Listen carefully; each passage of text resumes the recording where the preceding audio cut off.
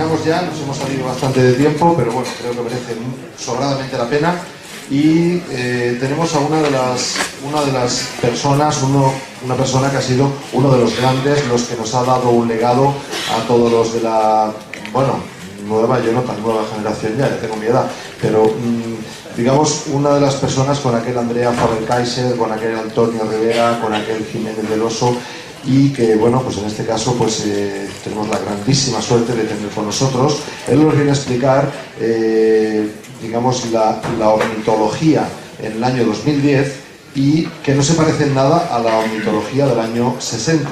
Y, bueno, tiene tema suficiente como autor de muchísimos libros, grandes bestsellers como La granja humana, Defendamos los de los dioses. Él perteneció 30 años a la orden de los jesuitas y pues bueno, salió, decía que tiene gracia, dice, tiene el gran honor de haber sido expulsado de Cuba por el dictador Batista y haber sido encarcelado en Venezuela en los tiempos de la oligarquía por discrepar del gobierno. Me parece un currículum fantástico en ese sentido, porque ya indica un poco la forma de ser suya. Con todos ustedes, el gran Salvador Freixedo.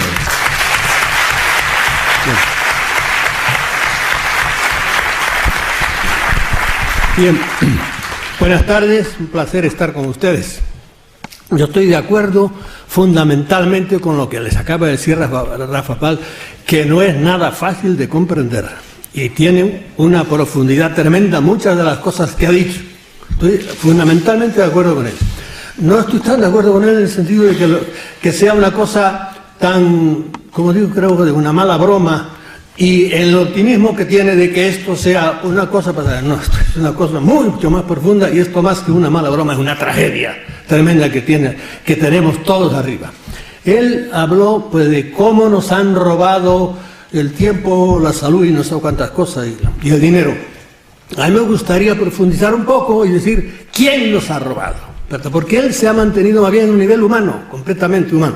Pero detrás de ese nivel humano hay otra cosa. Y esa es la madre del cordero. Bien, yo les voy a hablar de ovnis.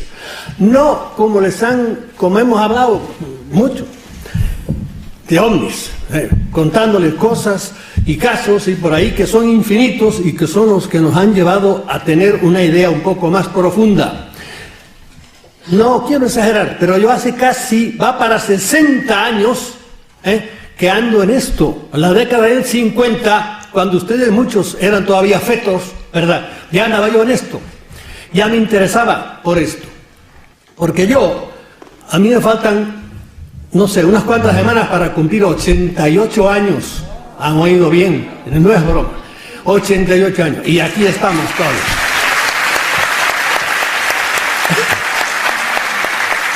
¿A qué le dan ustedes ese aplauso? ¿A los 88 años o a mí? Bien. De modo que hace muchos años que no estoy, le he dado muchas vueltas a todo el asunto. Y hoy día ciertamente pienso muy diferente de lo que pensaba como ufólogo. A mí no me gusta decir ufólogo porque no soy pitiyanqui, yo digo siempre ovnílogo, ¿entiendes? Los que tratamos de los ovnis. He andado por muchos sitios y me he movido y he visto todo. No les quiero frenarme de la tentación de contarles casos, porque los casos en la ovniología son infinitos, ¿verdad? Infinitos, de todas las cosas más. Desde de a un hombre que usted lo conoce, si de repente se lo llevan y está el hombre medio muerto ahí y baja y está como un cañón porque lo han curado allá arriba, hasta una persona, al cual yo conozco casos así, que la cogen, está sentado cerca de su casa y lo llevan, lo cierran por la mitad, y en la parte de arriba del torazo se la dejan caer a un coche, le rompe el parabrisas y le cae encima a los pies. Y ustedes dirán, ¿pero dónde yo sé? Pues mire, ¿quién me lo contó? El hijo del muerto. ¿En dónde? En Villahermosa, Tabasco, capital del estado de Tabasco, en México. Y me lo contó el jefe de policía, que investigó todo el asunto y que los metió a todos en la cárcel porque creyó que lo habían atropellado, pero resulta que la parte de abajo del cuerpo estaba a 3 kilómetros cerca de su casa. Bien, lo más raro del mundo ha pasado ya con toda esta gente, que es lo que está detrás del fenómeno ovni. Y yo voy a ver si me aguanto de no contar casos, porque si no, no salgo. Yo quiero ir a otra cosa diferente para no hacer la ovnilogía de siempre. Hemos estado engañados. Estoy de acuerdo con él. Nos han engañado como chinos. Y nos han engañado precisamente con la casuística. Todos estos años nos han hecho desde las cosas más raras. Por ejemplo, si ustedes se asoman a los agroglifos ahora que aparecen encima de los campos, una maravilla, cada año es mayor. Y claro, hay gente que se ofusca con eso y se hacen especialistas en eso.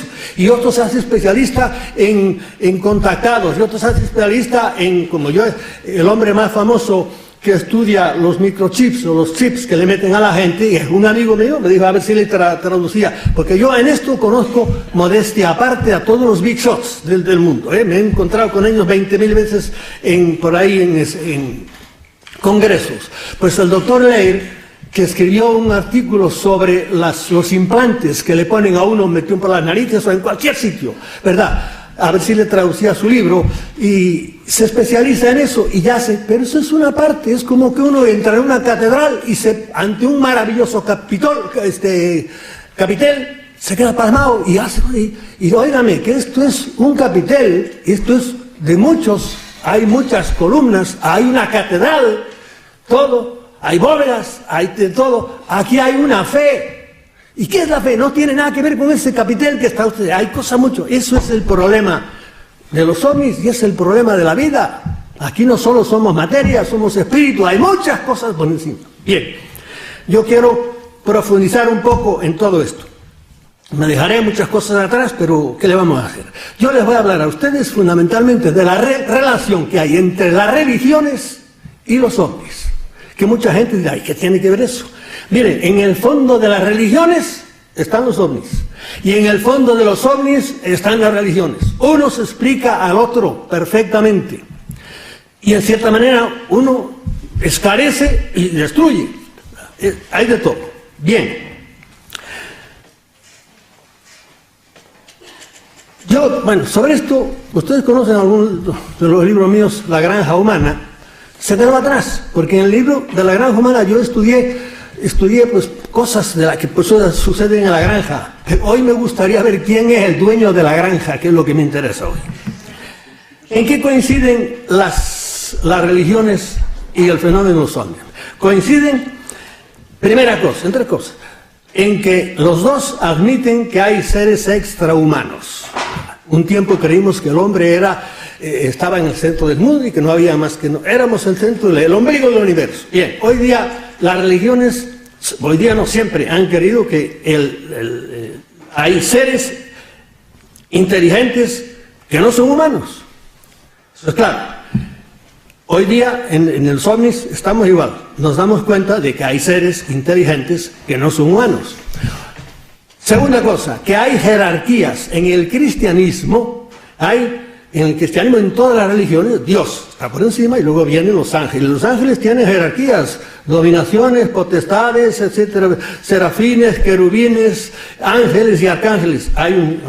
En los ovnis es exactamente igual. No todos son los enanitos, los enanos verdes, de los cuales hay muchísimas clases de ellos. Aquí el año pasado estuvo Michael Salla, me parece que es el que más ha hablado de eso. Hay muchísimos. Y hay unos, sobre todo, que ya ni siquiera necesitan ovnis, aparatos, ¿no? Esos son muy superiores y son los que mandan en estos. Y de eso los contactados saben mucho de eso. Bien.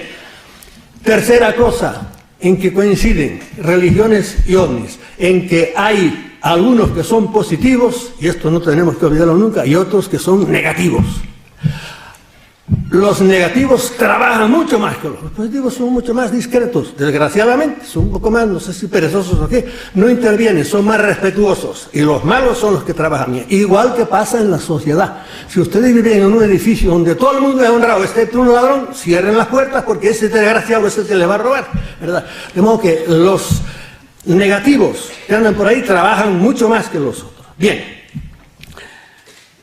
mi idea es que, contraria al año pasado, anduvo por aquí también este hombre, sí, no me acuerdo cómo se llama ahora, que cree que son positivos. No, yo creo que el conjunto del fenómeno ovni es funesto para la sociedad, funesto. Y que este mundo es un valle de lágrimas porque están ellos por aquí. Lo cual no quiere decir que no haya buenos y que no haya gente por encima, pero tal como está ahora es como épocas en la historia que son muy malas, pero pasan a lo mejor 2 siglos y las cosas se ponen bien. Y hay gente que sí, que cree que son positivos. Por ejemplo, Richard Boylan, gente importante, como John Mack, profesor de la universidad, como unos cuantos, que creen que son positivos. Y aquí yo sé que hay gente de ustedes que creen, y yo creo que también los hay positivos, ¿verdad? El que tiene la suerte, por ejemplo, los contactados a los cuales se los llevan y a los abducidos, hay algunos que les ha ido muy bien, perfecto, y les han ayudado, porque han tenido la suerte. Pero la mayoría les ha ido muy mal, ¿entienden? ¿Y por qué? Porque los han tratado muy mal. Y porque, ya verán ustedes, si hablamos después de ciertas cosas que les suceden. Los que sepan un poco de ovnis, habrán oído hablar de un tal John Keel. Para mí es de los hombres más profundos que ha habido, no solo en ovniología, sino de los pensadores más profundos que muchos teólogos y filósofos y por ahí. Y John Keel lo conocí muy bien porque coincidíamos los dos, vivíamos en Nueva York y tuve ocasión de hablar con él largamente. Y John Keel, que tiene libros, por ejemplo, Ovnis, Operación Caballo de Troya, tiene muchos libros. Y ya digo, es para mí de los hombres más profundos que yo he conocido en cuestión de enfocar la vida humana, no solo la cuestión de ovnis. Y John Keel una vez le preguntó un periodista, le preguntó, ¿usted se considera un ufólogo, un ovnílogo, verdad? Y él dijo, y tengo aquí la cita de él exactamente, yo no me considero, esto se lo pongo al principio para que les choque un poco, y ya les digo, viniendo de quién viene, de John Keel, yo no me considero ufólogo, sino demonólogo.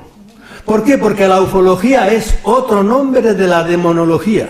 Yo no creo que todos los ovnis vengan de otros planetas, sino que se trata de lo que el cristianismo... Keel no era ni católico ni cristiano, era un librepensador total, ¿verdad? Como era muy inteligente, no era ateo, ¿verdad? Porque hay que tener muy de la cosa para estar. Luego hablaremos de eso.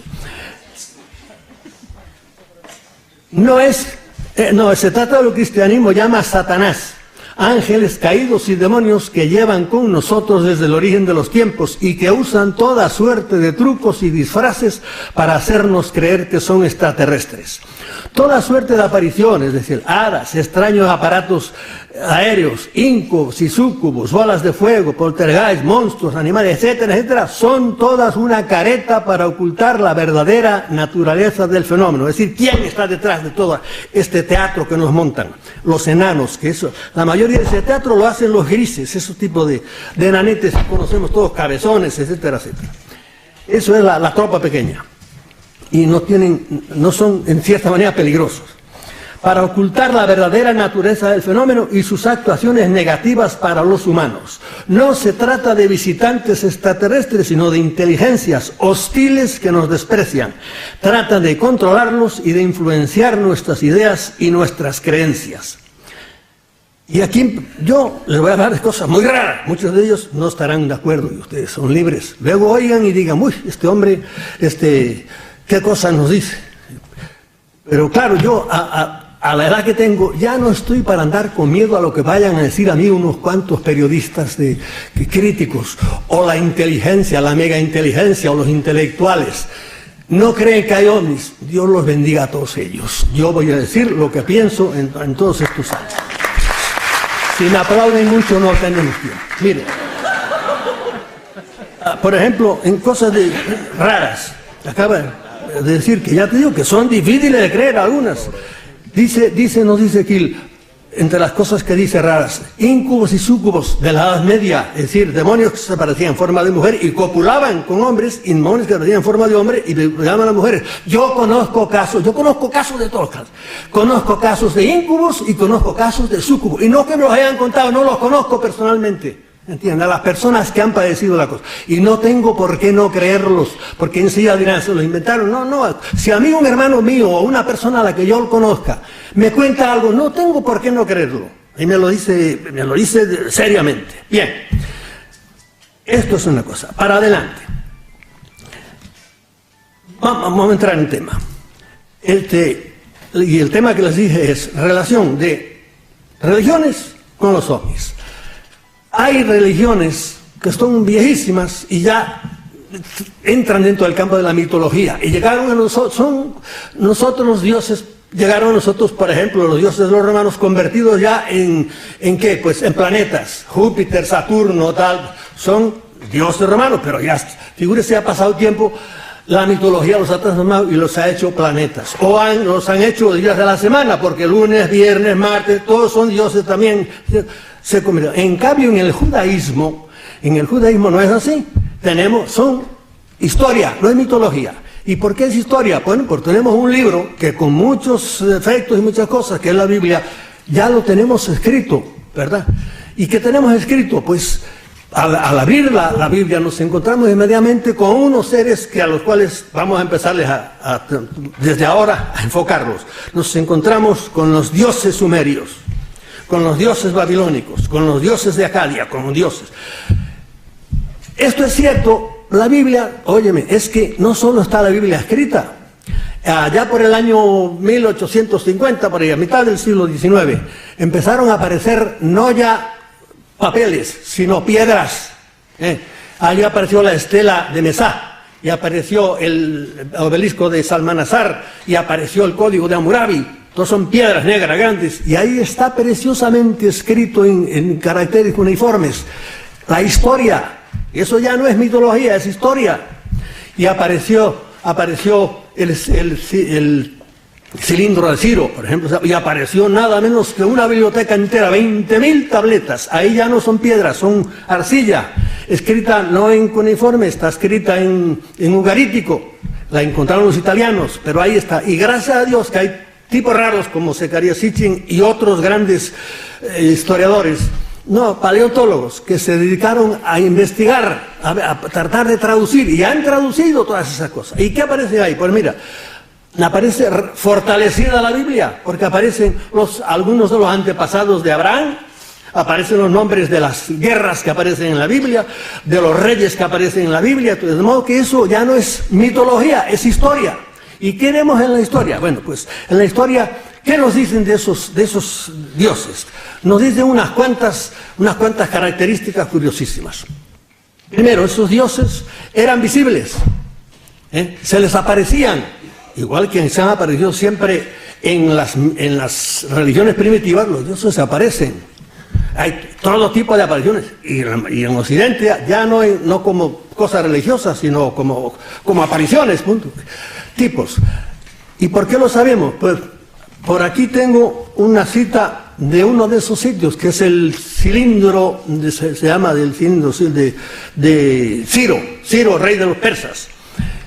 Dice aquí, en la línea 15 me parece que estaba, del cilindro de Ciro, en una piedra de un balón negra, como un balón de baloncesto. Así está, toda trabajadita allí. Y dice en la línea 15, dice, Marduk, esos eran los dioses, Marduk, Moloch, Baal, Astarte, me parece que aparece por ahí, eran los dioses babilonios.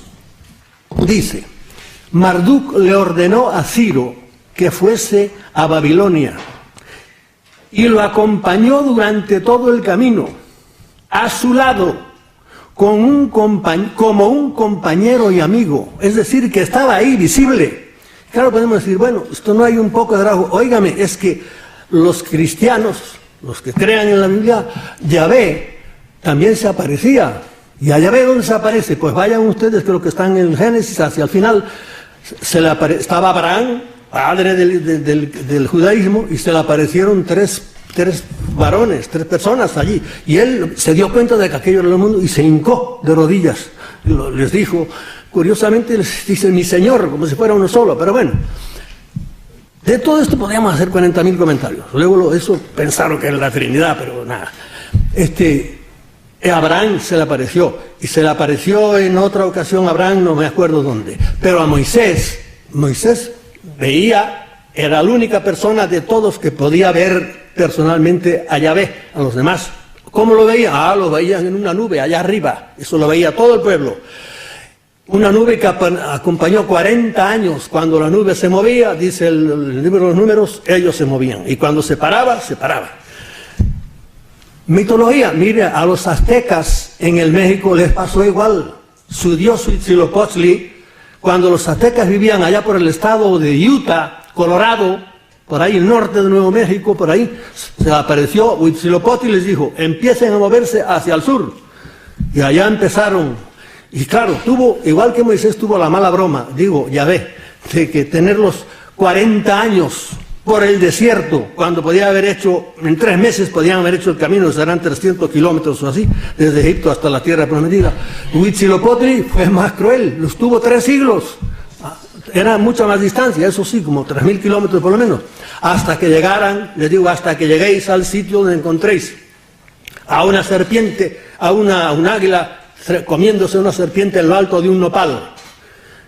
Llegaron a Tenochtitlán, donde está la Ciudad de México, y ahí se pararon, pero los tuvo 3 siglos y a veces los hizo parar 40 años en Tula, les hicieron una ciudad y estaba aquello muy bien, y de repente un día Huitzilopochtli les dijo, sigan caminando, pero si tenemos ya aquí todo, sigan caminando. ¿Por qué? Porque otra de las cualidades de estos dioses que encontramos es que eran muy crueles, terribles, les gustaba la sangre. Sangre vertida de todas maneras. Esa es una segunda cualidad. Otra cualidad que tenían estos dioses que eran tremendamente sexuales. En el fondo del fenómeno ovni, el sexo rezuma por todas partes. ¿Entienden? Les diré que en el fenómeno ovni hay, yo te digo, 6 palabras que están constantemente, las encontrarán si se investiga a fondo. Esas palabras son sangre. La segunda palabra es engaño. Después está depravación. Después está sufrimiento. Y después la última es muerte. Esas palabras, que ya ven que no son nada positivas, están en el fondo del fenómeno ovni. Y en el fondo están en fenómenos religiosos, si escarbamos un poco, también están. Se me quedó una palabra que es sangre, sexo, engaño, depravación, sufrimiento y muerte. Irán saliendo según vayamos saliendo. Los dioses, estos sumerios, eran muy sexuales. ¿Y por qué lo sabemos? Hasta por la Biblia lo sabemos. Dice que los hijos de Dios, como le llamaba a estos seres, se enamoraron de las hijas de los hombres y copularon con ellos, y de ellos nacieron los gigantes, los nefilim famosos. Eran tipos muy altos, de gran estatura. Y además en todas las religiones antiguas siempre había, antes les hablaron un poco de eso me parece, había sus cámaras para que los dioses copularan con las mujeres, gustarles a ellas o no. Bueno, la última cualidad que podemos decir de estos, que eran zoomorfos. No todos eran hombres perfectos, se presentaban en forma de hombres, no, aparecían en forma de animales muchas veces, ¿entienden? ¿Y por qué lo sabemos? Pues mira, quedan estatuas de ellos. En Bagdad, precisamente, en ese museo que ahora ha desaparecido, había una estatua de ellos, por lo menos, allí. Y es un hombre, un tipo, pero con cabeza de reptil. Y en el Louvre, no sé si en el Louvre o en el Museo Británico, porque los ingleses y los franceses se han dedicado a robar museos por todas partes durante mucho tiempo, debe haber otra todavía, y es igual, exactamente igual, un hombre con una cabeza de reptil. Y si ustedes leen alguna, y en internet, que es el maravilloso regalo terrible que nos han hecho los dioses, encontrarán en la entrevista que le hicieron a Credo Mutua, cuando le preguntaba a un periodista cómo eran sus dioses, y describió, y este Credo Mutua es un brujo, diríamos, sudafricano, negro, que no tiene nada que ver ni con los gente del norte. Él es de allá abajo, ¿verdad? ¿Cómo eran sus dioses? Nuestros dioses eran terribles, eran cruelísimos, violaban a todas las mujeres que se podían, mujeres y hombres, a todo el mundo. Entonces, ¿qué otra cosa que les dijo? ¿Y cómo eran de su forma? Pérez, y le trajo una estatua que tiene de ellos, y era un hombre con una cabeza de lagarto, exactamente igual que los del Museo de Bagdad. Bien, esas eran las cualidades que podemos describir de esta gente.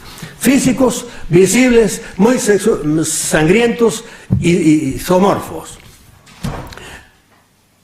En la Biblia, muchas de estas cosas sí las vemos, pero para que vean, me acuerdo ahora, un detalle de de que la Biblia también nos dice que eran visibles, hay un texto en el libro de los Números, creo que es curiosísimo, que realmente de las 1000 cosas que hay en el Pentateuco, que son los 5 primeros libros de la Biblia, que son curiosísimas y difíciles de digerir.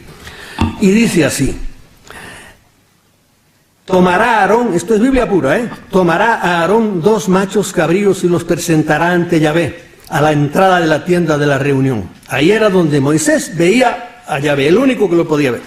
Luego echará suerte sobre los 2 machos cabríos, uno para Yahvé y otro para Azazel. Este es el nombre de otro de los dioses.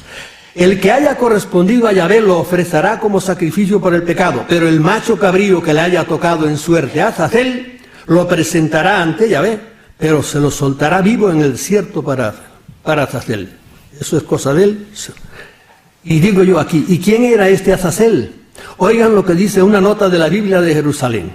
Este Azazel es el nombre de un demonio que los antiguos hebreos y cananeos creían habitaba en el desierto. Es decir, que el Dios de Israel estaba respetando los derechos a un señor, y esto es Biblia pura, le estaba a un señor, parece que vivito y coleando, que él tenía, este era su territorio, pasabas por él. Lo mismo que a los reyes humanos, había que pagarles un tributo y pedirles permiso para pasar. A estos dioses, que eran los que controlaban aquello, había que respetarle también su macho cabrío, en este caso, su sangre, porque eso no crean ustedes que eran solo así, para que pasiera, para que viera la belleza del chivo aquel. No, no. Igual que Abraham, ¿qué le pedía Yahvé a Abraham? Coge ternera, una ternera así, coge esta vaca y coge esta, pártelas al medio, ábrelas ahí y déjamelas ahí. Y entonces Abraham por la tarde vio que aparecía una especie de gran horno ardiendo, una caldera por ahí, y pasaba por el medio de los animales muertos, como chupándole la energía a todos ellos. Eso es Biblia pura. Y uno dice, ¿y qué hace Yahvé también queriendo con esa sangre por ahí? Porque todos estos, como os digo, eran muy sangrientos y les gustaba la sangre. ¿Qué tiene que ver eso con la uniología de hoy? Es que hoy todas esas cualidades que acabo de leerles aquí, las vemos repetidas. Mire, son físicos y visibles, por ahí andan, los vemos. Segundo, son sangrientos y crueles. Dios mío, la sangre, ustedes han oído hablar de las mutilaciones de animales, cómo se dedican a matar animales y a chuparle la sangre a todos. Y de esto yo les podía hablar cantidad, porque yo he visto animales muertos, los he buscado por ahí y me he encontrado de todo. Y conozco personas que en una noche les han matado 100 ovejas y ni gota de sangre tenían las ovejas.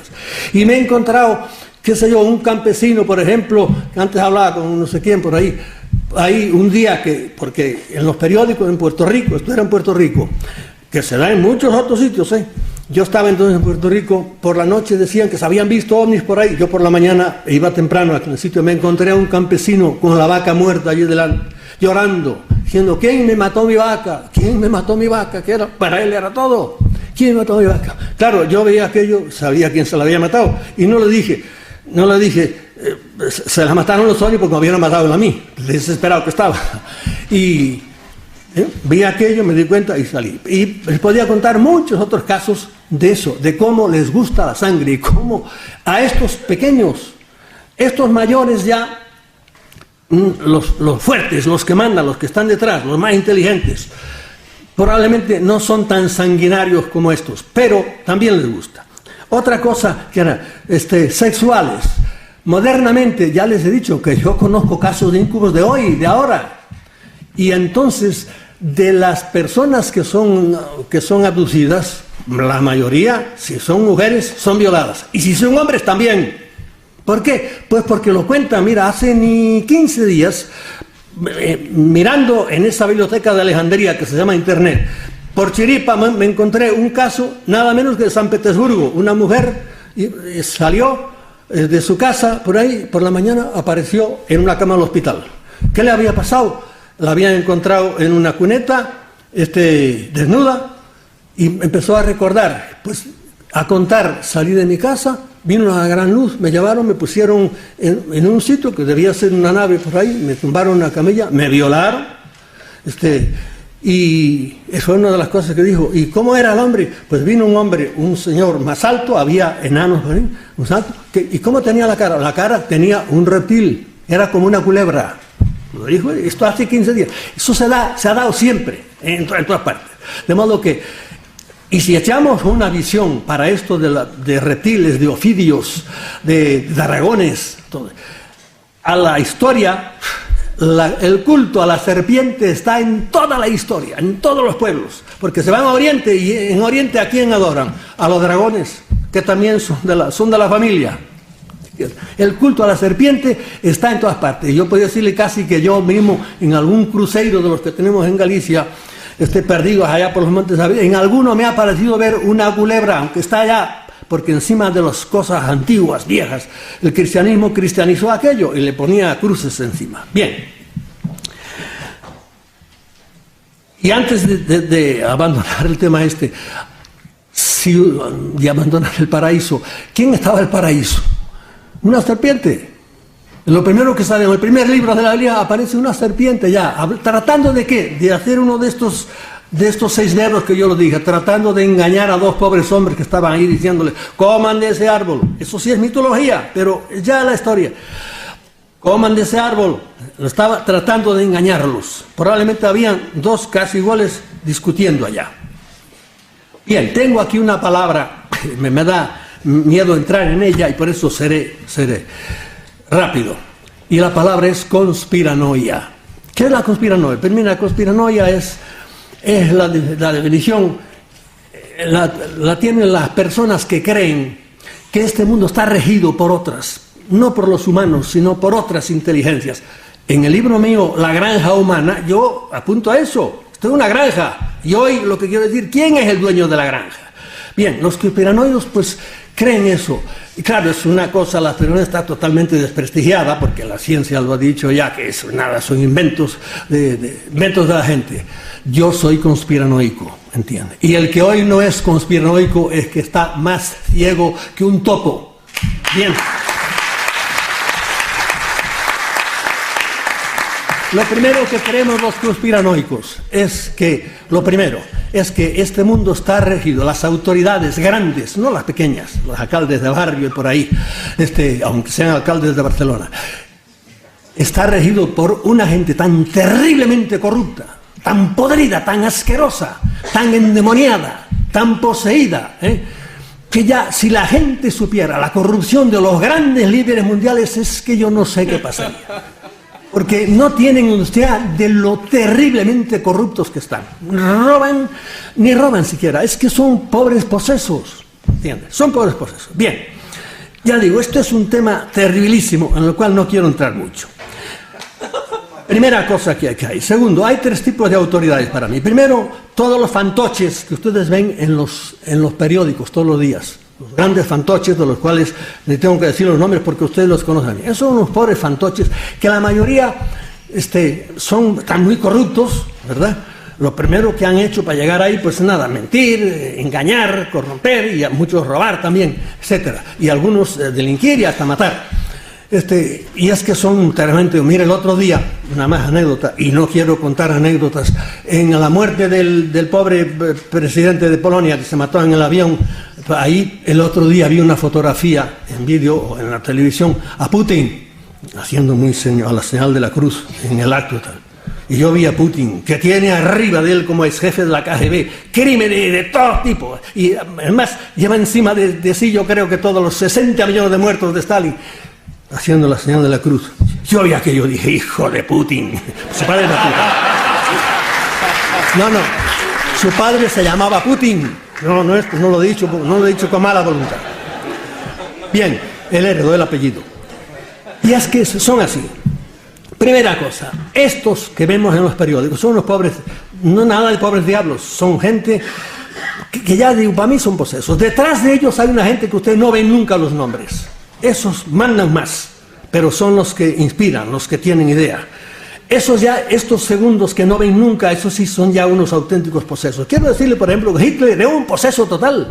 Hitler se iba a su montaña y volvía y venía trepeando, decía, los dioses, decía, los dioses son malos, quieren la guerra, y se ponía furioso por ahí. ¿Por qué? Porque Porque Hitler era un poseso, pasa que luego tiene sus maneras de presentar, y por eso tiene esa capacidad bárbara de atraer a la gente. Bien, detrás de estos visibles están los invisibles, pero, y ahí viene el gran salto, detrás de estos invisibles vienen otros que ya no son humanos, y ahí es donde entran los dioses.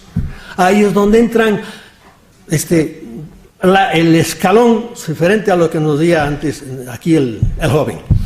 ¿Por qué? Porque ya son los que mandan. Esos son los ovnis que no necesitan ya aparato. Y esos tienen una inteligencia tremenda, pero tremenda. Son sutiles, como están, por ejemplo, ahora manejando a la sociedad. Decía, nos engañan, manejan bárbaramente. Usan estos que ahora han copiado los sociólogos modernos, usan eso de una manera maravillosa y quieren, lo que es blanco nos hacen creer que es negro y viceversa, juegan con nosotros de una manera tremenda. Bien, eso es lo que creemos los conspiranoicos, que somos unos pobres malditos de la ciencia y de los intelectuales, etcétera.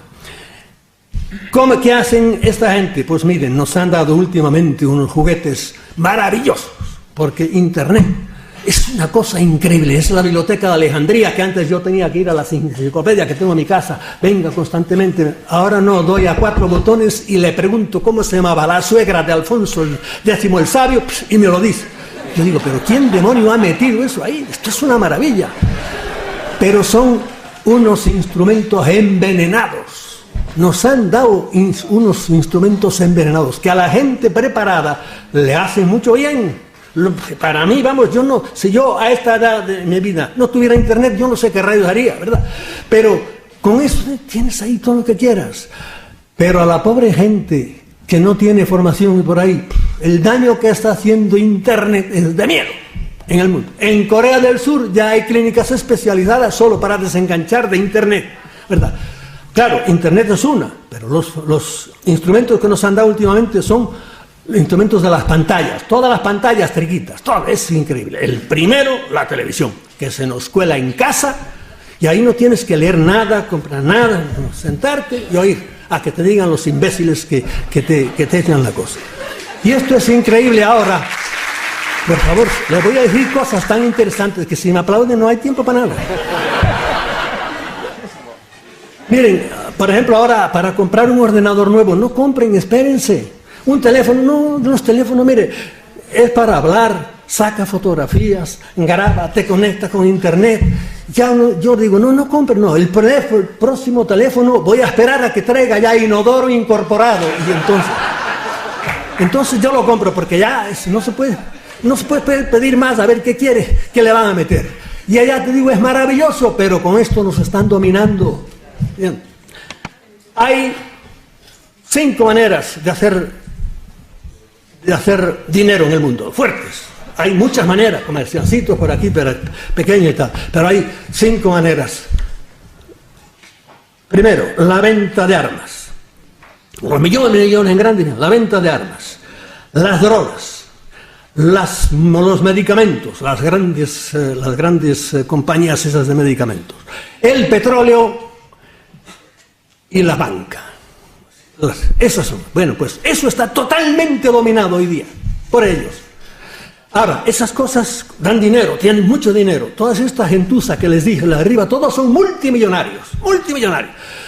No les digo los nombres porque ustedes conocen mucho, pero bueno, de algunos sí, que andan en los periódicos, no son casi conocidos, pero si yo les digo el nombre de George Soros, ¿quién es? La mayoría de ustedes no saben quién es George Soros. Es un húngaro, no es un norteamericano, es un húngaro, multimillonario. Y si les digo Ratzinger, no me lo confundan con Ratzinger, Este Ratzinger es un polaco, multimillonario también de las 13, 14, 15, 40 familias que son las que dominan el mundo. Bien, todos estos señores son los que con esas herramientas tienen el dominio de dominar absolutamente en las mentes, porque ya te digo, se puede tener mucho dinero, pero como no tengas algo para meter sobre a la gente, ¿y qué tienes? Tienes la otra cosa, los medios de comunicación, que están totalmente en manos de ellos, en el mundo entero, los tienen ellos.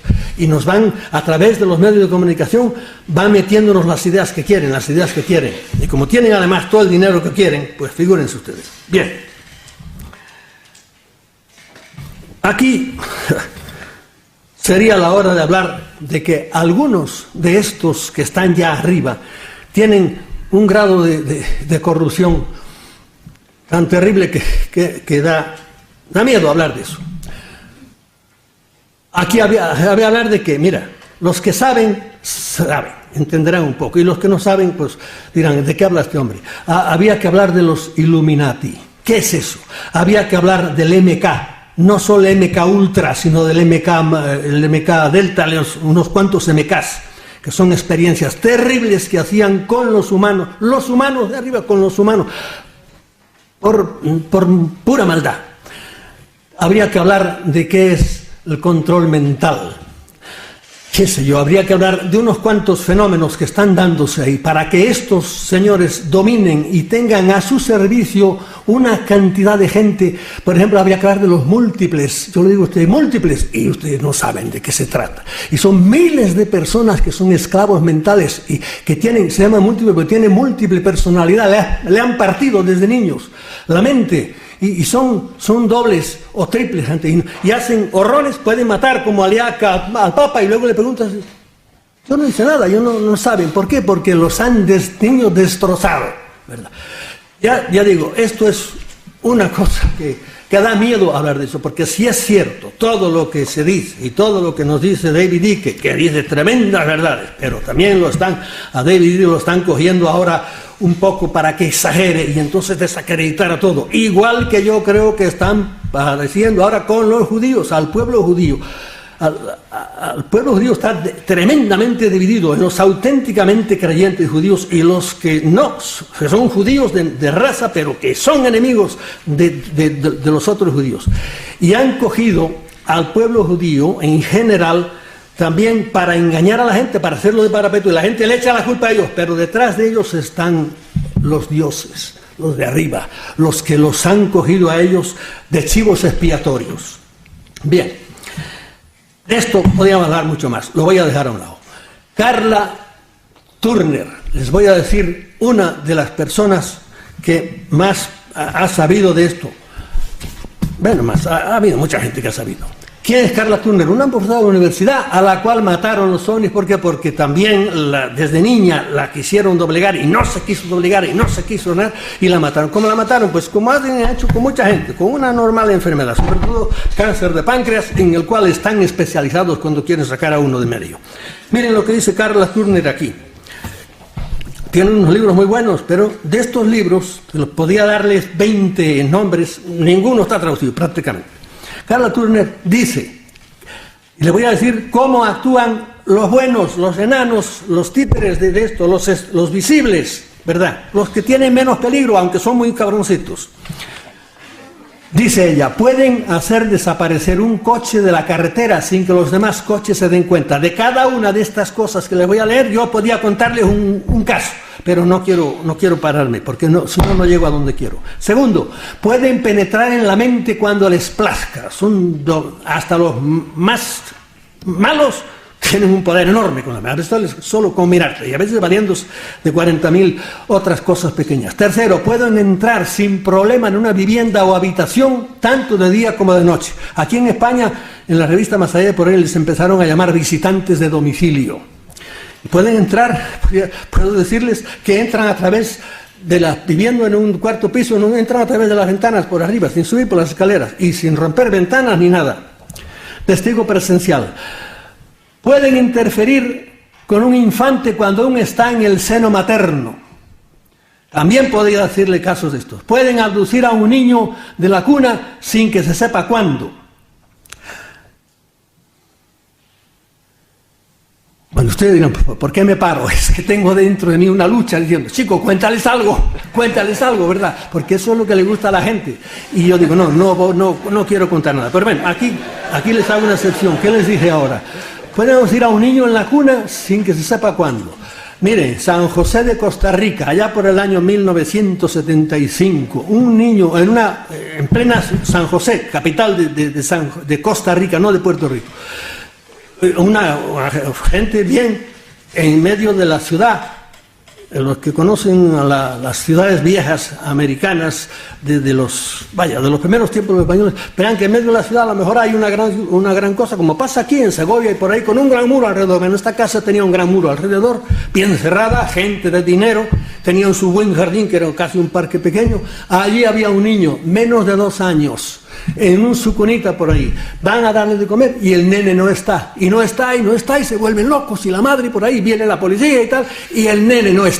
Y pasa un día y no pasa. Y al segundo día, creo que fue no sé cuántas horas, ¡pum!, aparece de repente el niño la cosa. Bueno, gritos, etcétera. ¿Qué pasó? Nadie supo nunca qué pasó. Pero ahí viene una cosa que me retrotrae a mí, a los dioses romanos y antiguos. Apareció desnudo el niño, el pantaloncito y la camisita del niño estaban en la pola masa, en la rama más alta del árbol del jardín, allá estaban. Tuvieron que venir los bomberos a bajarla de allá. ¿Qué hacen eso? Los romanos hacen bromas de los dioses. Son los juegos de los dioses. ¿No le hicieron nada al niño? Bueno, vaya hasta saber cómo le traquetearon el cerebro. Pero el caso es que el niño allí estaba enterito, ¿verdad? Y esto nada más, fíjense si se pueden contar cuentos de esto. Bueno, pueden aducir a un niño de la cuna sin que se sepa cuándo. Podía contarle algún caso más, por el estilo. Ojo, la desaparición de niños en el mundo es mucho mayor de lo que ustedes creen. Yo una vez pasaba por Nueva York y compré el US Today, creo que se llama, y allí había, que lo publiqué en uno de mis libros, una página entera de niños desaparecidos últimamente. Serían como 20 o 30, no sé cuántos. Bien, ¿a dónde van a parar? Claro, si es uno aquí, no son tantos, sí, pero es que hay muchas naciones en el mundo, ¿verdad? Y hay sitios donde estos desgraciados trabajan mucho más que entre nosotros. Pueden interferir y cambiar las relaciones entre los humanos, tanto las sociales como las amorosas. Unir y desunir, eso es enorme cómo lo hace. Y claro, esto no se entera mucho la gente. Pueden causar enfermedades, pero con el dedo meñique, y las causan cuando uno les molesta mucho, lo sacan del medio, de una manera muy natural. O a veces tan natural como un resbalón en el baño, por ejemplo. Se resbaló en el baño, muerte natural. Sí, pero no crean que fue tan natural. Por último, pueden causar problemas mentales y generar afición a las drogas. Pueden causar guerras y crear generaciones de gentes amorales y sin amor. Esto es lo que han venido haciendo desde el principio de los tiempos para convertir este desventurado planeta en un valle de lágrimas, porque si ustedes miran cómo es la espantosa historia humana, la horrenda historia humana, que es guerra, y muerte, y todo el mundo contra todo el mundo, y uno dice, pero ¿cómo somos el hombre inteligente? Somos tan imbéciles que no paramos de pelearnos con otros. Es que hay alguien que nos está traqueteando por dentro. Bien, esto era lo que hacen los buenos. Ahora miren lo que dice Buckley, que es otro individuo que es japonés, no es lo que dice de cómo trabajan mucho más profundamente, y aquí sí que es la labor de los que están arriba de todo, que ya no son humanos. Bueno, estos que tampoco eran humanos. Dice, esto es lo que dice Buckley. Estos híbridos reptiles humanos, él ya le llama así ya híbridos, porque muchos son auténticos híbridos, llevan, como le dije, son procesos, llevan dentro de sí ya una personalidad que no es humana. Son la fuerza principal que actúa en el fondo de toda la extendida maldad y crueldad que hemos visto siempre en la Tierra. El uso de muchos humanos como esclavos sexuales, hay miles de esos. Voluntarios e involuntarios, conscientes o inconscientes, el negocio de la pederastia, el tráfico internacional de drogas con todas sus miserias, la tortura, el genocidio, los experimentos con humanos, el envenenamiento e intoxicación de ambientes y de alimentos, todo proviene de la mente de estos seres. Aquí dice él el uso de drogas. Señores, las drogas en el mundo, las drogas en grande, no crean que son los pobres desgraciados, no, pobres no son tampoco desgraciados narcos, no, son las grandes autoridades del mundo, son las que meten las drogas, porque les interesa. Y este es otro tema del cual se podía hablar, pero las grandes, esos que ustedes ven arriba en los periódicos como grandes editores del mundo, esos son los que meten las drogas, y eso se puede probar con documentos, que yo no me voy a ponerme aquí ahora. Y dejémonos ya de ser ingenuos. es que nos han estado engañando, los de arriba y los del medio y los de abajo, todos. Bien.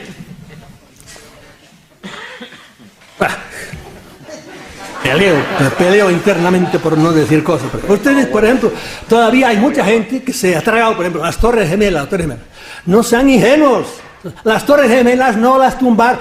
Se valieron, como en otros sitios que ustedes conocerán muy bien, se valieron los pobres moros, unos cuantos, ahí tumbaron las... Sí, ellos fueron los moros, pero detrás de ellos no estaban las autoridades. Créanlo o no lo crean, ¿entiende? Eso es así. Y eso está probado. Lo que pasa es que nos atragantan con la televisión y con los dueños de los medios mundiales, porque les digo que para eso son los dueños de toda la prensa mundial.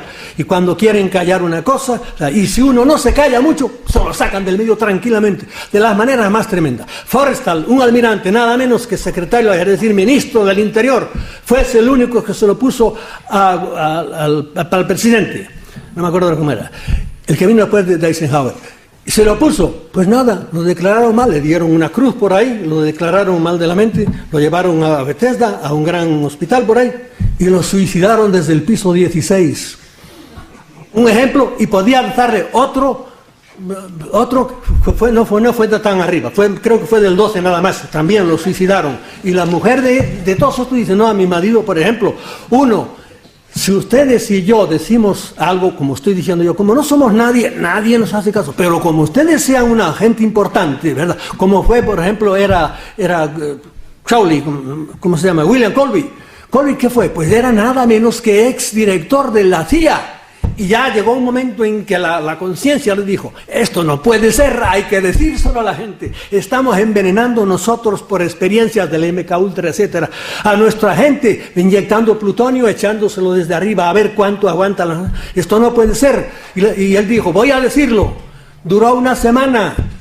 Apareció flotando cerca del lago de su casa. Su mujer toda la vida ha dicho, a mi marido lo mataron, porque mi marido no tenía ganas ninguna de suicidarse. Bien, vamos a volver otra vez a nuestros carriles. En el Nuevo Testamento, vimos en el Antiguo Testamento, hay algo de esto. Yo por mucho tiempo no relacioné nunca nada del Nuevo Testamento, del cristianismo, diríamos, con ovnis, pero han pasado los años y he madurado más y ahora sí lo hará. Pero para hacer el puente hay que hablar un poco de los gnósticos, también poquito. ¿Quiénes son los gnósticos? Pues eran unos señores que tenían una doctrina. Los gnósticos eran al principio del cristianismo. El gnosticismo era un poco antes del cristianismo, pero convivió siglo y medio con el cristianismo, hasta que el cristianismo barrió la mayoría de las creencias de los gnósticos, excepto una. Los gnósticos creían que un ser al que ellos llamaban ¿cómo era? No te oigo. Bien. Demiurgo. Bueno, un señor que era el demiurgo,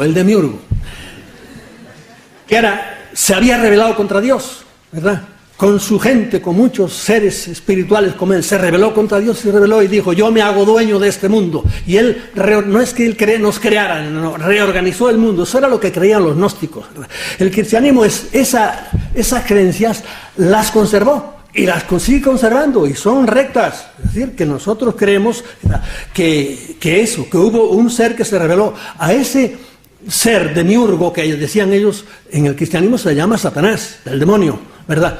Recuerden lo que dijo Kiel antes, y ahí está. Bien, nos interesa acordarnos de él porque es como les digo, el puente que hay.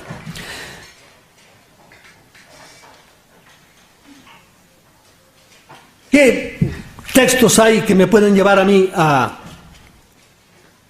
identificar el Nuevo Testamento con esto? Pues mire, le voy a leer algunos que yo por años no le hice caso a ninguno. Pero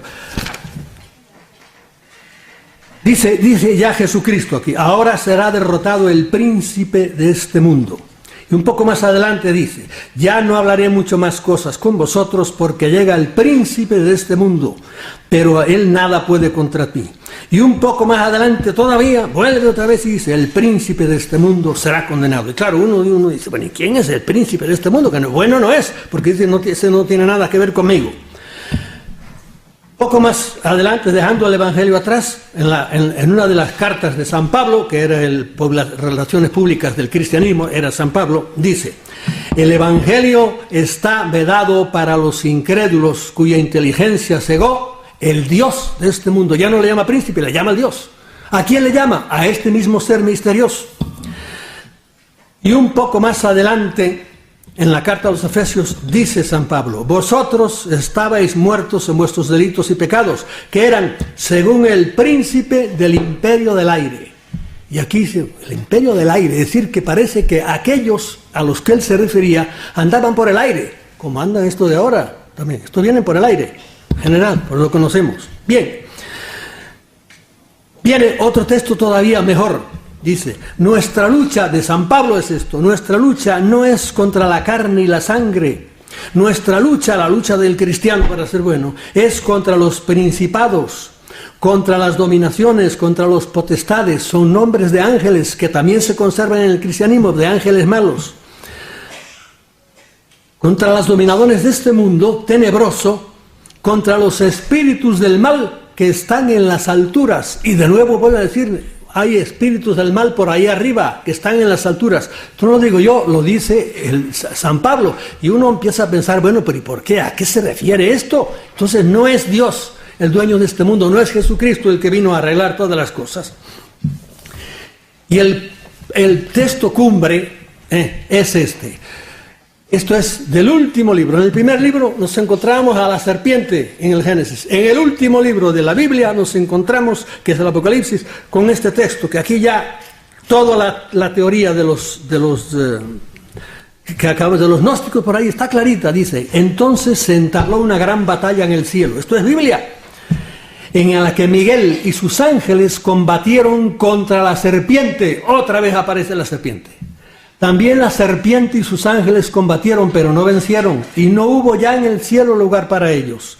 Fue entonces arrojada la gran serpiente, la serpiente antigua, el llamado diablo y Satanás, el seductor del mundo entero, el que está detrás de toda esta gente. Fue arrojada la serpiente y sus ángeles a la tierra, y fueron arrojados con ella los sirvientes. Ay de la tierra y del mar, porque el diablo ha bajado donde vosotros con gran furor, sabiendo que le queda poco tiempo. Y esto es curiosísimo, esto del poco tiempo, que vamos enseguida a ver una cosa ahí. Pero bueno, aquí dice, habla claramente de que hubo una pelea y que una gran serpiente, resulta que esa serpiente parece que ha conservado la forma. Bien, vamos a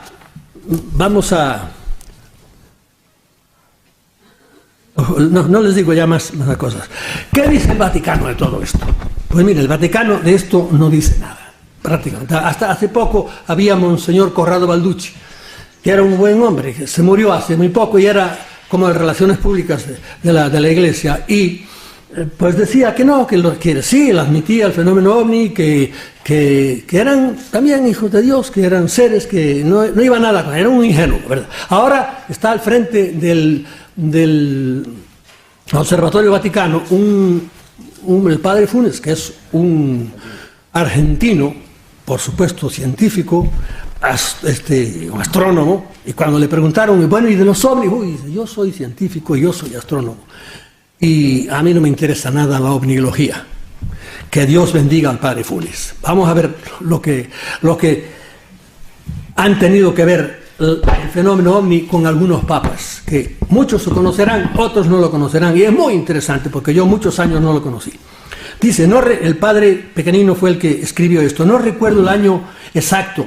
Una mañana el sumo pontífice León XIII vivió allá por 1890, por ahí, 880, 890. Papa serio, no todos los papas, y gran fe, tenía fe. Los últimos papas han tenido gente toda muy seria y con gran fe, no todos los papas han tenido gran fe. Había celebrado la Santa Misa, estaba asistiendo a otra con agradecimiento como era habitual. De pronto, dice, le vi levantar enérgicamente la cabeza y mirar por encima del celebrante. Miraba fijamente, sin parpadear, pero con un aire de terror y maravilla, demudado. Algo extraño, grande, le ocurría. Finalmente, como volviendo en sí con un ligero pero enérgico ademán, se levanta, se va hacia su despacho privado. Los familiares le siguen con premura y ansiedad y le dicen en voz baja: Santo Padre, ¿se siente bien? ¿Le pasa algo? No, nada, no me pasa nada. Se encierra en su despacho y al cabo de media hora hace llamar al secretario de la Congregación de Ritos y le da un folio y le manda a imprimirlo y enviarlo a todos los obispos diocesanos del mundo, que contenía la oración que rezamos al final de la misa junto con el pueblo, con la súplica y encendida invocación al príncipe de las milicias celestiales, implorando a Dios que vuelva a lanzar a Satanás al infierno. Y luego comentaría el Papa: vi demonios y oí sus crujidos, sus blasfemias, sus burlas. Oí la espeluznante voz de Satanás desafiando a Dios, diciéndole que él podría destruir la iglesia y llevar a todo el mundo al infierno si le daba suficiente tiempo. Igual que nos decía aquí la cosa. Aquí decía que se le está acabando su tiempo, decía el último libro del Apocalipsis. Y aquí dice, si le daba suficiente tiempo. Y en otros sitios también, que no sé, no me acuerdo dónde está, habla como que el demonio le pide a Dios: dame 100 años nada más. Han pasado entonces 2000, pero las fechas son cercanas. Satanás le pidió a Dios el permiso de tener 100 años, dice aquí, para influenciar al mundo como nunca antes había podido hacerlo. Pudo ver también el Papa a San Miguel Arcángel aparecer y lanzar a Satanás con sus legiones al abismo del infierno. Bien, después de León XIII vino Pío X. Pío X fue un santo varón, tan santo que lo canonizaron ya y es San Pío X hoy día. Después de Pío X vino Benedicto XV, que fue un canonista, también un hombre muy serio. Después de Benedicto XV vino Pío XI. Pío XI es ya de mi quinta, ya me acuerdo yo de él.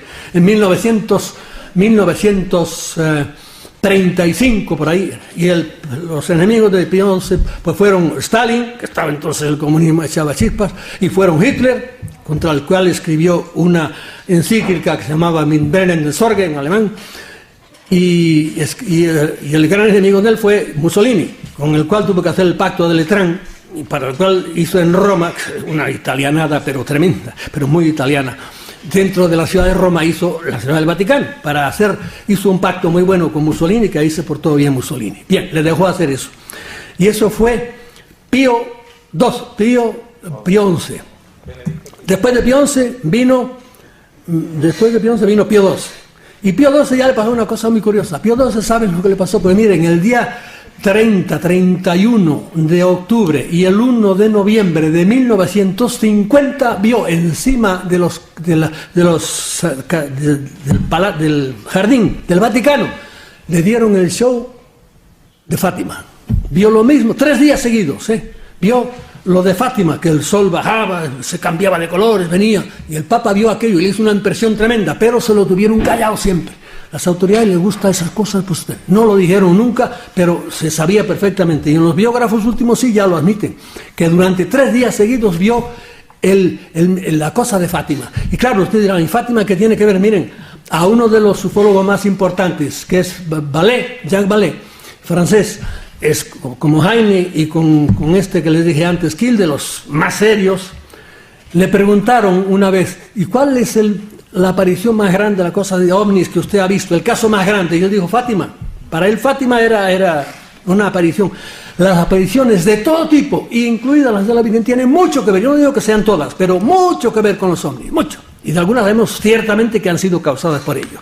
¿Para qué? Pues de los buenos o de los malos, no sé, para acentuar todavía la devoción y por ahí. Después de Pío XII vino Juan XXIII, y de eso hablaremos enseguida. Después de Juan XXIII vino Pablo VI. Pablo VI tuvo la osadía de decir que el demonio era un ser real, dijo él, personal, maligno y muy poderoso. Y cuando dijo esto, y además añadió que era que el humo de Satanás se había metido dentro de la iglesia. Y cuando dijo esto le cayeron arriba a todos los periódicos del mundo, incluso los católicos, diciéndole, este es un anticuado, nos quiere volver a la Edad Media, y por ahí le causó aquello un tremendo disgusto. Después vino Juan Pablo II, que ese sí ya no tenía miedo ninguno y era creyente hasta ahora, se fue al Vaticano del demonio, que es la ciudad de Turín, allí es donde están los vaticanistas, ¿no? Y allí les dijo claramente, les echó una tremenda filípica sobre quién era el demonio y por ahí. Pero les voy a leer lo del Papa, que muchos sí lo sabrán. Bueno, después de Pío vino Juan Pablo I, y yo cada vez me convenzo más, después de todo lo que he leído, que lo mataron, pero vamos, claramente los Illuminati. Es decir, la gente que se había colado dentro del Vaticano, que ese Papa no les convenía para nada porque estaba dispuesto a acabar con mucha podredumbre que había dentro. Bien.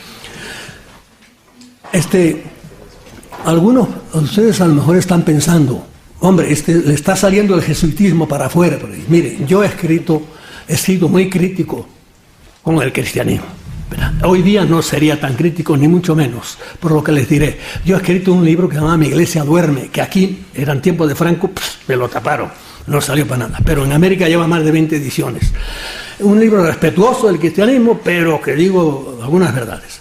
Después escribí un libro que se llamaba ¿Por qué agoniza el cristianismo? Que como ven ya no está tan... Y después escribí otro que era todavía más fuerte, que era El cristianismo, un mito más. Ya digo que hoy día, y no son folletos, no, son libros de 300 páginas. Hoy día no sería tan... porque veo que el cristianismo es el clavo, aunque sea ardiendo, al cual nos tenemos que agarrar ante esta catástrofe que está pasando en las sociedades, en todas. Nos estamos yendo al precipicio porque se está acabando los valores que hasta ahora han cohesionado a las sociedades, empezando por la familia. Si no hay familia, no hay sociedad. Digan lo que digan los imbéciles que nos quieran gobernar, ¿verdad? Y eso está ahora desmembrándose, está acabándose. Nos dicen no solo que hay 5 tipos de familias. Tu madre tendrá 5 tipos. La mía era mi padre, mi madre y mis hermanos. Bien. Miren lo que les pasó a Juan XXIII. El Papa y yo, eso lo dijo el secretario de él 20 años después que él se había muerto, creo que era un chileno.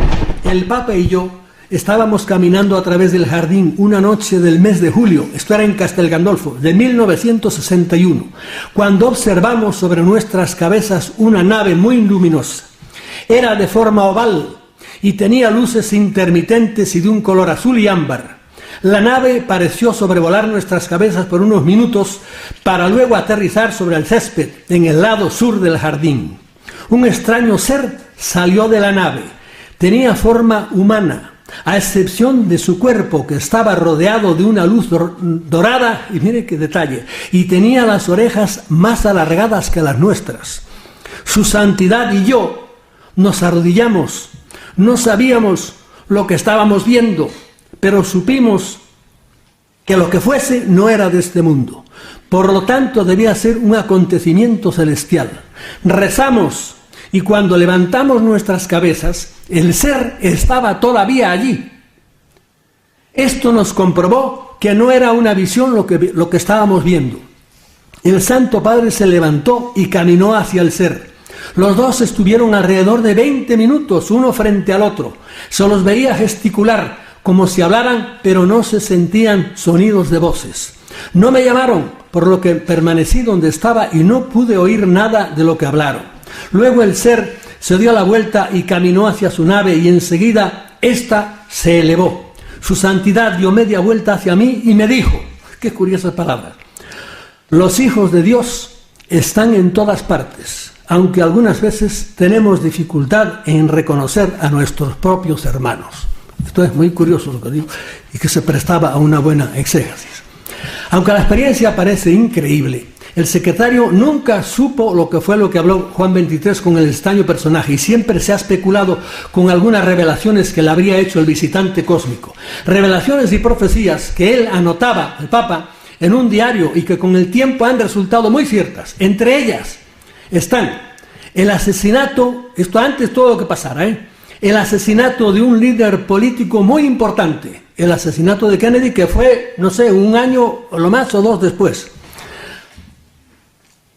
la entrada de un país muy poderoso en guerra, en una guerra que nunca ganaría, Vietnam.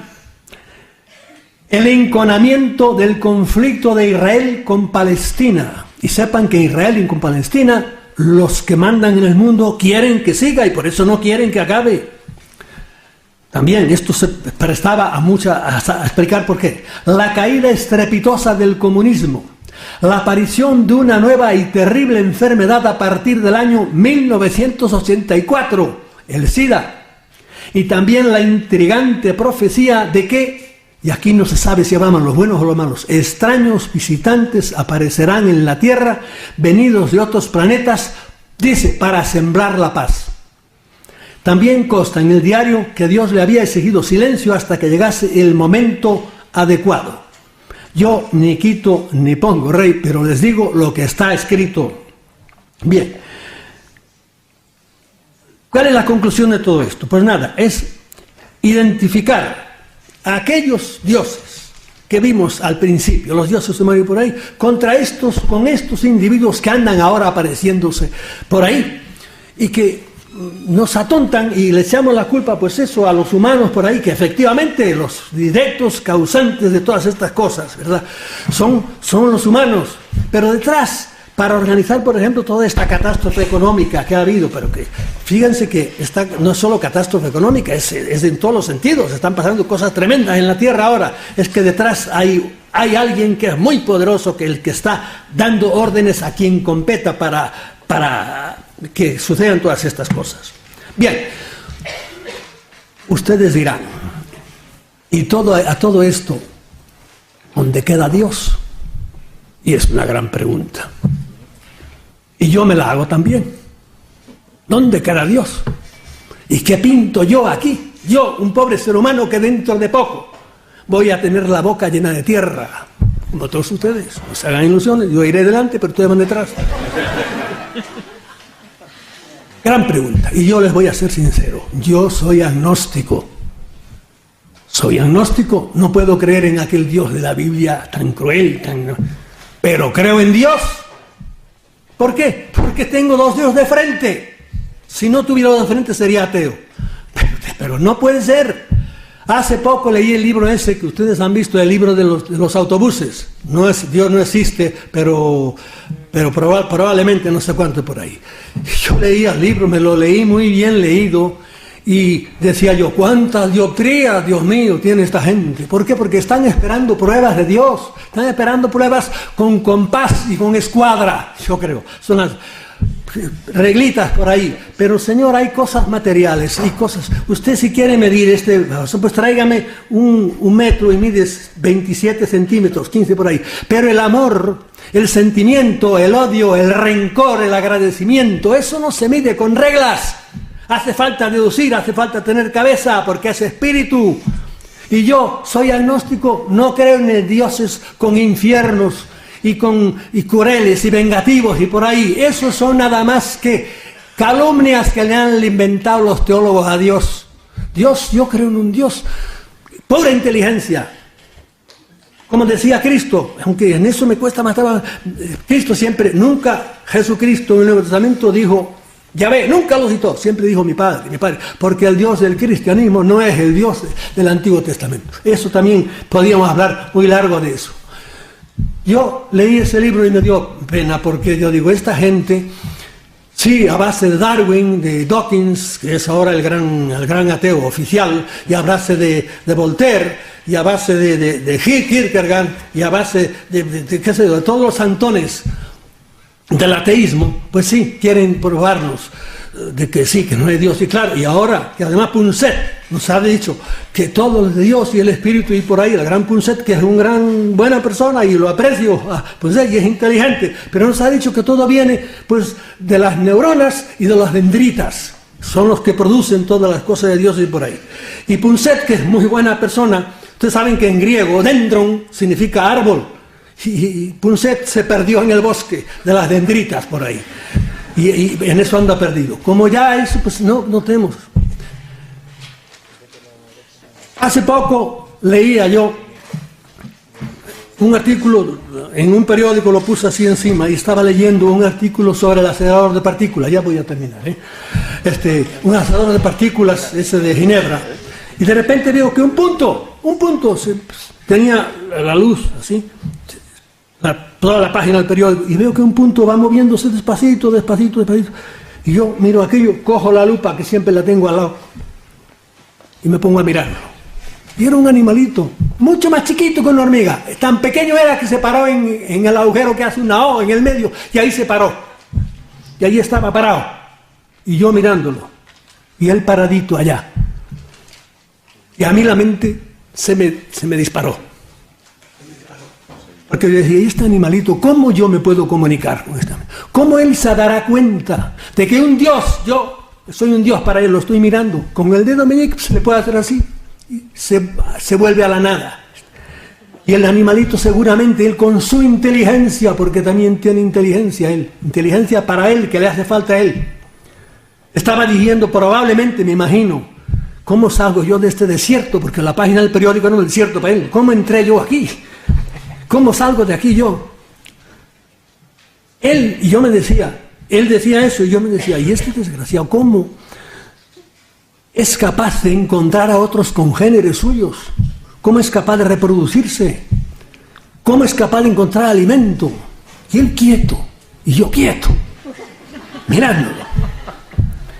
Y yo ahí tuve una especie de, ¿cómo le diría yo? Una iluminación como Buda debajo de aquel árbol. Y la mente se me fue abriendo. Yo soy su Dios, y me salté a mi Dios. Y digo, ¿y cómo rayos yo puedo conocer cómo es Dios? Porque ¿quién le daría a este hombre, a este pobre animalito ahí, inteligencia para comprender qué soy yo, quién soy yo, a quién amo yo, cuáles son mis temores? No, imposible. Y vienen los teólogos y me describen a Dios que si son tres personas, que si son así, que si son asado, unión hipostática. No sean mentecatos. Un Dios que tiene esas luminarias, que tiene todo, diríamos, programado, porque ustedes cogen una semilla de una nuez o de una manzana o de, qué sé yo, una avellana, y tírenla, y se van a mirar, y vuelven a los 20 años, y aquella, ¿dónde está la semilla? Y encuentran un árbol tremendo. ¿Por qué? Porque la semilla estaba programada. Porque está todo lleno de inteligencia, porque el cosmos es pura inteligencia. Y aquel animalito tiene su inteligencia para lo suyo.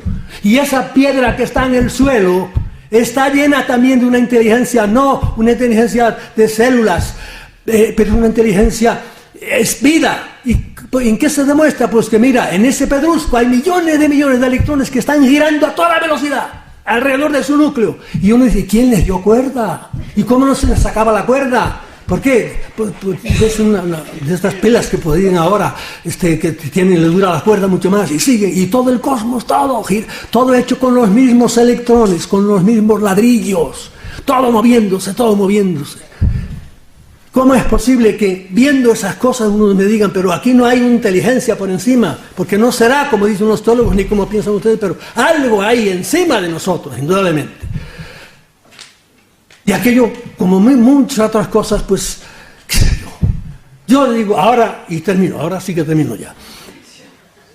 Estamos entrando en el verano ya, salgan por la noche, por favor, déjense de la televisión, miren las estrellas. Eso es el gran libro de Dios, esas son las pruebas que hay que darle a estos del libro y la cosa. Miren para arriba. Pero claro, a esa hora las estrellas de la televisión hay que ver a Belén Esteban, a esa hora. O cómo se puede perder uno una patulea, una pelea de María Antonia con la Raola. Eso no se lo puede perder de ninguna manera. Y ahí está todo el mundo viendo aquello. Digo, santo Dios, qué daño hace esto. Cómo embrutece, cómo estupidifica a todos y todas las masas viendo. Ustedes y yo somos privilegiados. Entonces hasta han pagado, han tenido la honra de pagar para venir a oír estas cosas tan tremendas. Y no oír, en este caso, a oír cualquier mentecato que les esté hablando ahí de por qué aquel se acostó con la otra o por ahí. Somos nosotros privilegiados, pero este mundo ahora, el mundo en que se mueren 30 millones de personas de hambre cada año, y las cosas tan terribles que pasan en este desventurado planeta, nosotros estamos por arriba, comemos 2 veces al día, Salgan por la noche ahora que es verano y miran, es un firmamento enorme. Y quédense pasmados, una estrella, otra estrella, están a millones de kilómetros de distancia. Y ustedes con sus ojos en un segundo, pum, hacen el viaje de una a otra. Todo es un misterio, todo es maravilloso. Y Dios, ante este libro tan grande, ¿qué hace? Pues pasa las páginas de su Biblia, que es la gran Biblia de Dios, el firmamento, con el sol de cada tarde. Y termino con unos versos de mi poeta favorito, el cristiano, el cubano Buesa. Ay de aquel que solamente vive despierto y que lanza sobre las cosas una sola mirada, porque al llegar a la luz o a la sombra no sabrá nada, ni para qué ha vivido, ni por qué ha muerto. Mirad las flores, mirad las mariposas, y ateos o creyentes, mirad la luz del día, pues si Dios no existiera, ¿quién haría estas cosas? Pero si Dios existe, ¿para qué las haría? Muchas gracias por su paciencia.